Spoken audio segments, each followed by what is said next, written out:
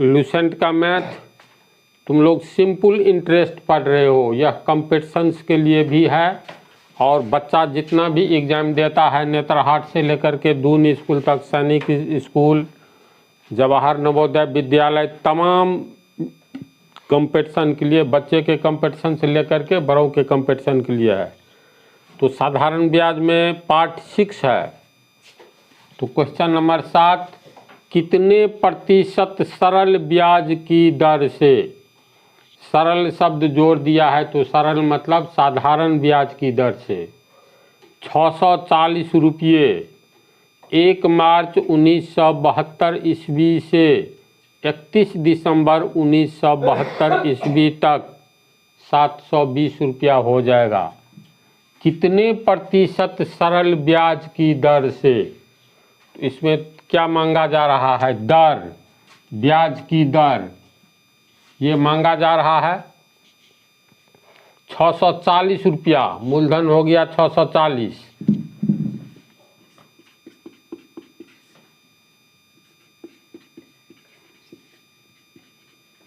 मूलधन 640। मूलधन को खोजने में दिक्कत नहीं होनी चाहिए तुम लोगों को। समय हो गया 1 मार्च 1972 ईस्वी से 31 दिसंबर 1972 ईस्वी तक। इसमें देखो 720 रुपया हो जाएगा, यानी 640 रुपया मूलधन है। अंत में यानी ब्याज नहीं होगा, ये मिश्र धन है। बात को ठीक से समझ। कितने प्रतिशत सरल ब्याज की दर से, तो इसमें हम लोगों को ब्याज का दर निकालना है। तो ये दिया हुआ नहीं है, तो मान लेंगे x प्रतिशत या y प्रतिशत या m प्रतिशत या n प्रतिशत, कोई भी ABCD का छोटा अक्षर मान लो, उतना प्रतिशत वेरिएबल हो गया। तो मान लेते हैं x प्रतिशत सरल ब्याज की दर से 640 रुपया 1 मार्च 1972 ईस्वी से 31 दिसंबर 1972 ईस्वी तक 720 रुपया हो जाएगा। तो 720 रुपया हो जाएगा का अर्थ क्या हो जाएगा? मिश्र धन मतलब मूलधन। ये मूलधन 640, 720 रुपया हो जाएगा। तो इसमें बोलो कितना ब्याज है छिपा हुआ?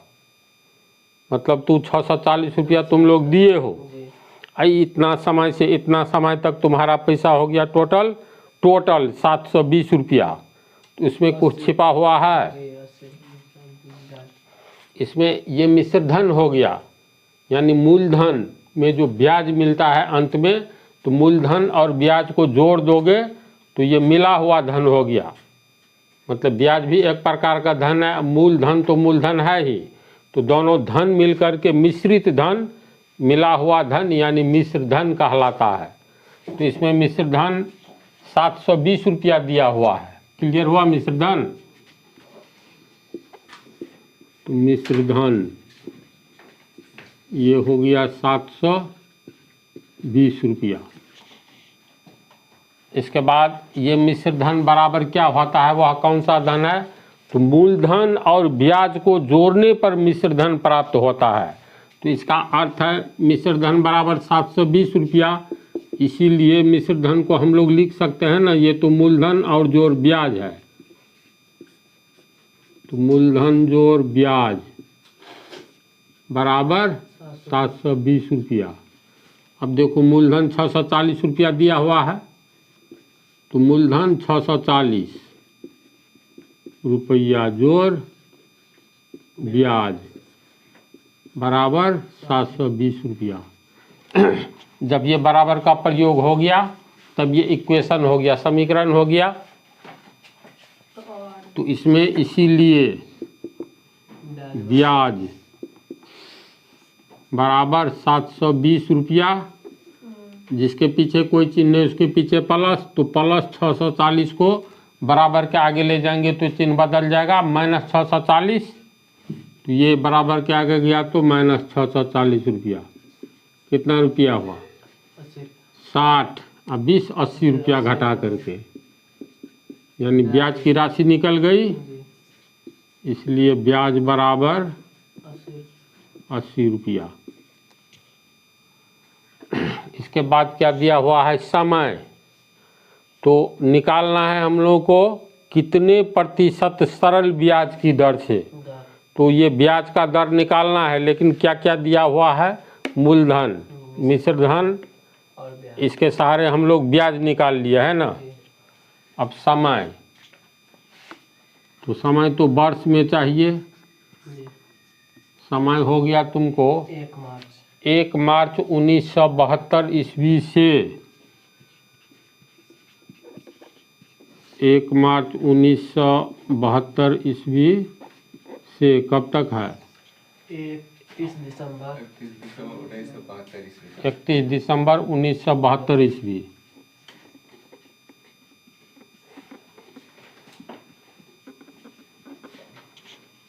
ईस्वी तक है ना। इस समय निकालो कितना हुआ। देखो एक बात और बतला देते हैं जो पीछे भी बतलाना भुला गए। जैसे नियम के अनुसार 1 मार्च को अगर कोई व्यक्ति पैसा लेगा तो उसका इंटरेस्ट 1 मार्च को छोड़कर अगले दिन से शुरू होगा। ये बैंक का ऐसा नियम है, और बैंक जनता की बैंक है, यानी पूरे भारतवासी का बैंक है, तो नियम तो सबके लिए समान होगा। तो कहीं पर ये डेट लिखा रहे ना, तो उस दिन को छोड़कर अगले दिन से ब्याज मिलता है। वैसे गांव घर में उसी दिन से जोड़ने लगता है, ये मूर्खता है, लेकिन बैंक में ऐसी बात नहीं होती है। तो बैंक यानी इस बैंक की बात को हम लोग मान करके चलेंगे। तो 1 मार्च 1972 से 31 दिसंबर 1972, तो कैसे समय निकालोगे। 1 मार्च से, इसमें देखो मार्च में हुआ 31 दिन का मार्च होता है, तो इसमें कितना होगा, 31 में से 1 माइनस कर दो, तो मार्च में 30 दिन हुआ।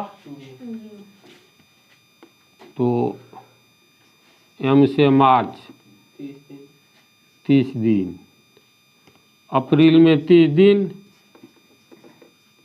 फिर मई में एम वाइस, चलो मई, एम से मई 31 दिन, जून 30, जुलाई 31 दिन, अगस्त 31 दिन, फिर वही बात। क्यों 31 दिन बतलाए थे ना पिछले पार्ट में। ये जो है हम लोगों का ये पोर्शन, ऊंचा वाला पोर्शन को 31 मानेंगे, धसा हुआ को 30। तो जनवरी फरवरी, ऊंचा वाला जनवरी 31 दिन का, फरवरी गड्ढा हो गया तो लीप ईयर के अनुसार बदलता है। फिर मार्च ऊंचा वाला भाग 31 दिन, अप्रैल धसा हुआ, तो ऐसे करके जनवरी फरवरी मार्च अप्रैल मई जून जुलाई, अंतिम वाला ऊंचा भाग है ना, वो जुलाई दर्शाता है 31 दिन, ऊंचा वाला भाग 31 दिन। आगे जगह नहीं है, फिर पीछे आओ, जुलाई के बाद अगस्त, पुनः ऊंचा भाग आ गया। तो जुलाई और अगस्त लगातार 2 ऐसा महीना है जिसमें 31 दिन होते हैं। सितंबर में 30, अक्टूबर में 31, नवंबर में 30, दिसंबर में 31 दिन, जोड़ लो।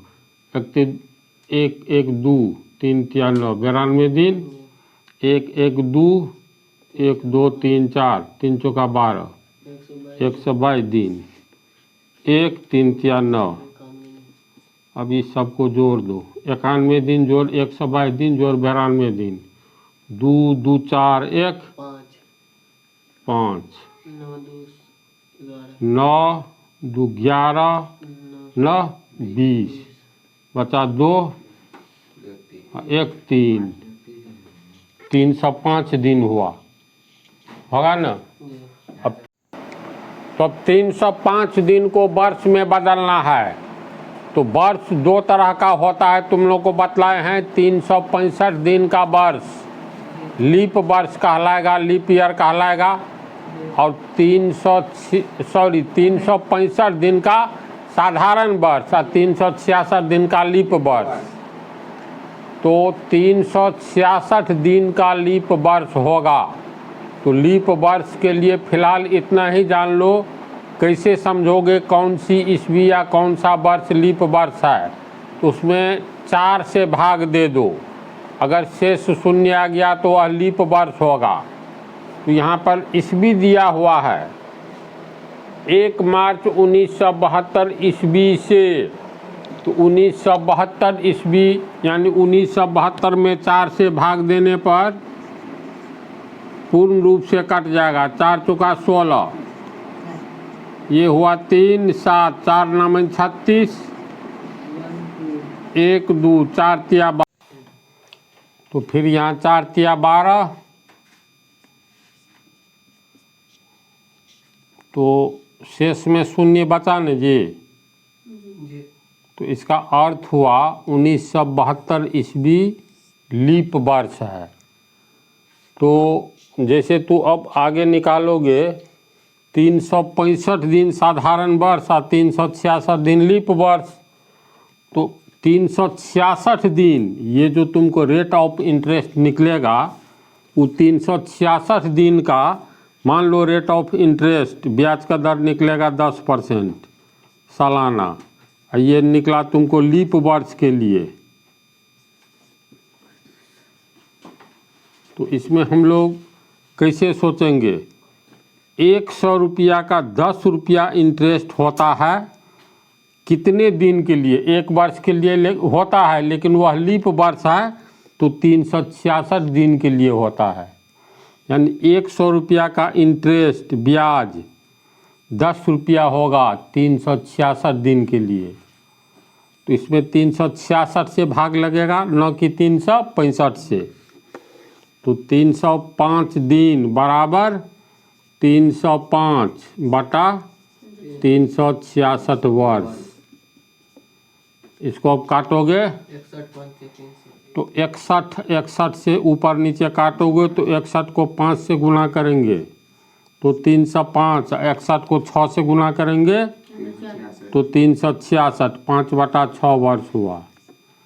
अब फार्मूला पर सेटिंग करोगे, ब्याज का दर निकालना है तो ब्याज बराबर मूलधन गुने समय गुने दर बटा 100 को हो या गुने 1/100, ये 100 तो नीचे ही चला जाएगा।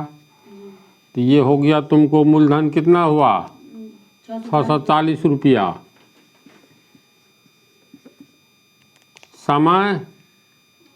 समय देखो 5/6 वर्ष। दर निकालना है, ब्याज दिया है। हाँ ये तो यहाँ सेटिंग होगा, इक्वेशन बनेगा दर के आगे गुने 1/100। इसमें 10 कट गया। अब देखो ब्याज हम लोगों को दिया हुआ है 80 रुपया निकला, तो 80 रुपया बराबर 64 रुपया गुने 5, ऊपर में फिर दर है, दर गुने 1 यानी दर। अरे नीचे में इसके नीचे 1 है, इसके नीचे 6 है, इसके नीचे 1 है, तो नीचे में यानी हर के रूप में 6 हो गया। और यहाँ 10 है, 6 गुने 10, तो 5 एकन 5, 5 दूनी 10, 2 एकन 2, अब 32 दूनी 64, तो बराबर हो गया 32 रुपया गुने 1। देखो रुपया रुपया कट जाएगा, ये रुपया नीचे आएगा तो कट जाएगा। तो चलो फिलहाल 32 रुपया गुने 1 गुने दर यानी 32 रुपया गुने दर। नीचे में हो गया तुमको 6 एकन 6। इसको फिर हम लोग लिख सकते हैं बराबर के आगे को पहले करके, तो 32 रुपया गुने दर बटा 6, 80 रुपया बराबर इतना हुआ। तो इसको पहले कर दिए, इसको आगे कर देते हैं, कोई अंतर नहीं पड़ा। और रुपया यहाँ नीचे में जाएगा तो रुपया रुपया कट जाएगा।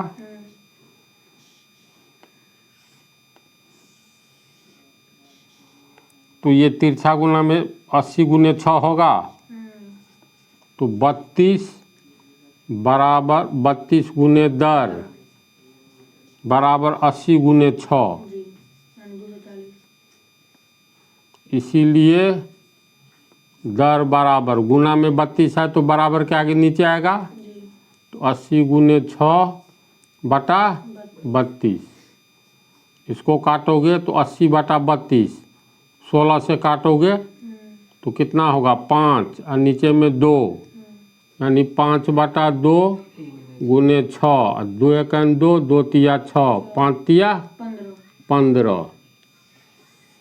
इसीलिए दर बराबर 15%। दर हमेशा प्रतिशत में होता है। तो चलो इसको उतारो। देखो इसको एक एक नियम से कैसे बनाओगे। ये सब डाटा दिया हुआ है, मूलधन दिया हुआ है, मिश्रित धन दिया है, ब्याज हम लोग निकाल लिए, समय निकाल लिए। और निकालना क्या है, तो कितने प्रतिशत सरल ब्याज की दर से, तो दर मान लेंगे x%, वार्षिक या सालाना माना, यानी ये मान लिए, समझा।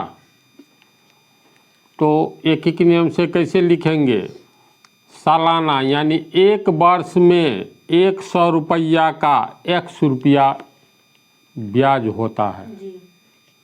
ये ब्याज का दर है, ब्याज दर। तो चूंकि एक वर्ष में, सालाना का मतलब ईयरली, एक वर्ष में 100 रुपया का x रुपया ब्याज होता है, यानी ब्याज 100 रुपया होता है।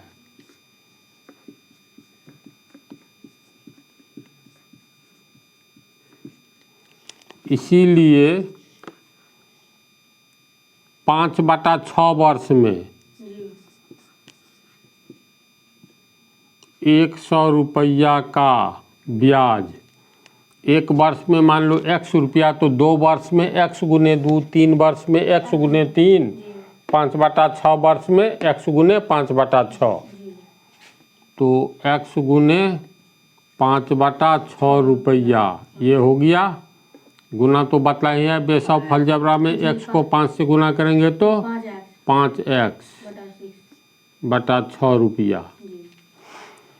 5/6 वर्ष में ये 100 रुपया का ब्याज इतना होता है। फिर देखो इसीलिए 5/6 वर्ष में 100 रुपया का ब्याज, 100 यहाँ ऐसे किए तो इसका मतलब 100 रुपया का ब्याज 5x बटा 6 रुपया होता है।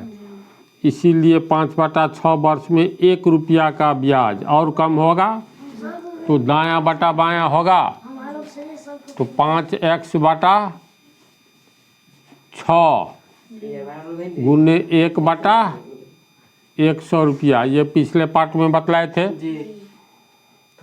जैसे x बटा ये 5x बटा 6 बटा 100 नहीं करना है, बायां वाला हमेशा नीचे जाता है। तो देखो एक के नीचे 100 आ गया तो नीचे रह गया ना।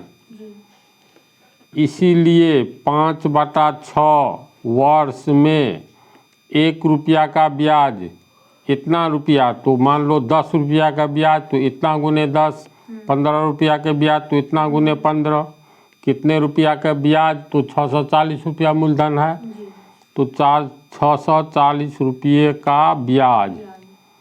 तो ये 5x बटा 6 गुने 1 बटा 100 रुपया गुने 640।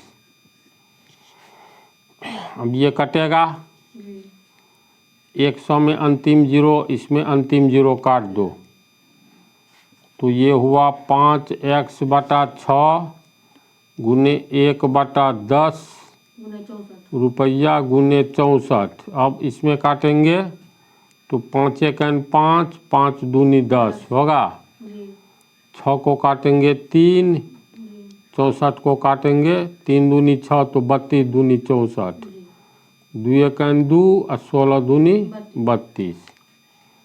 तो अंत में तुमको हो गया ऊपर में एक ही एक है, यहाँ 16 है तो ऊपर में 16 बटा नीचे में 3। x छूट रहा है, ये x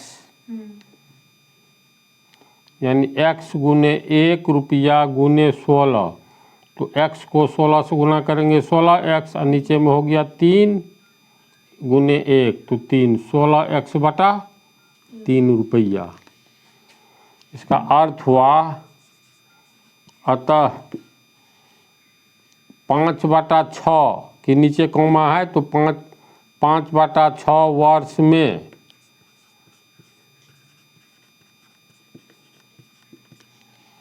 640 रुपया का ब्याज, 640 रुपये का ब्याज कितना हो गया 16x बटा 3 रुपया। इसको समीकरण 1 मान लेंगे।